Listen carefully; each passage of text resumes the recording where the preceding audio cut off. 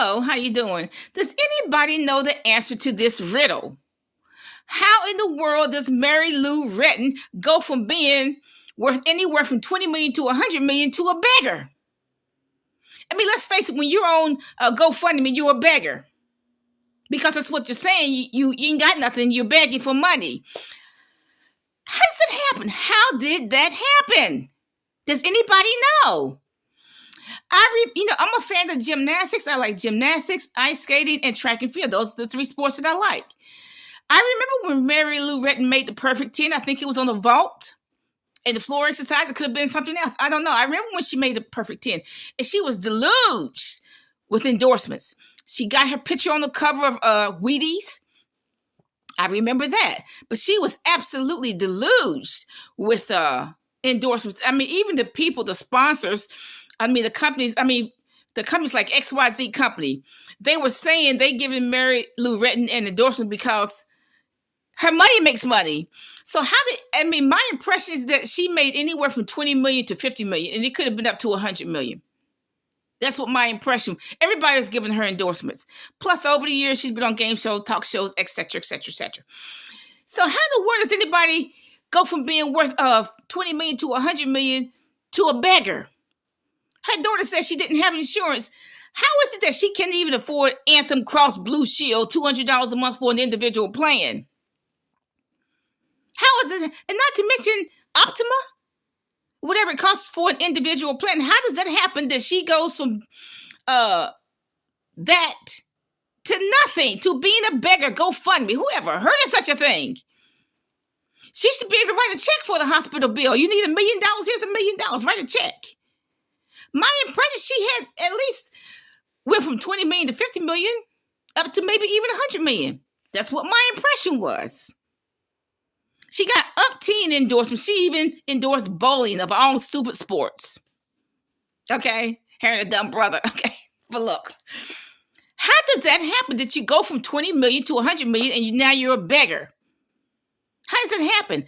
Why is it that she cannot afford $200 a month, Blue Cross Blue Shield, Anthem, or Optima for an individual plan? How did that happen? How did she become a beggar?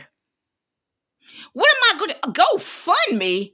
I was shocked. And now she had, look, back then all she had to do was write a check. Here's $1 million to the hospital. Pay my bills.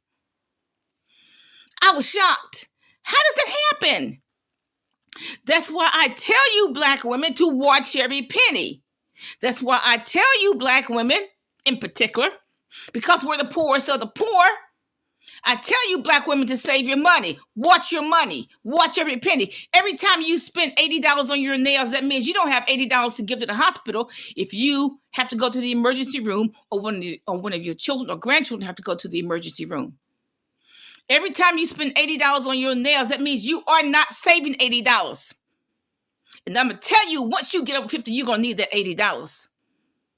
You're going to need it to pay your electric bill, your $400 electric bill. You better give the electric company something, or they're going to turn your electricity off. Ditto for the water.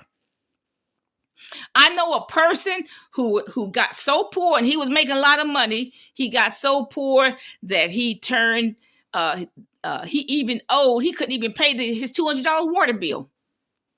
Couldn't even pay it. Right there in the public record, y'all. I do my research. But how in the world did Mary Lou Retton get from making $20 million to $100 million to being a beggar? Like I said, that's why I tell Black women to buy property. Property never decreases in value. It always increases in value. Save every penny. Stop spending on this plastic hair. You're spending a lot of money on this plastic hair. That's why you're bald-headed. But look, you buy a $200 wig. Well, look, that means you cannot pay the emergency room their $200, and they want their money before they even look at you. The emergency room, they want their money before they even look at you. So you better come up with something. Okay? Every time you spend $80 on your nails, you don't have $80 in the bank. And why are you making other people rich? Never mind, okay? But look, do you all know the answer? How does anyone go from making 20 million to 100 million from endorsements to being a beggar? How did that happen?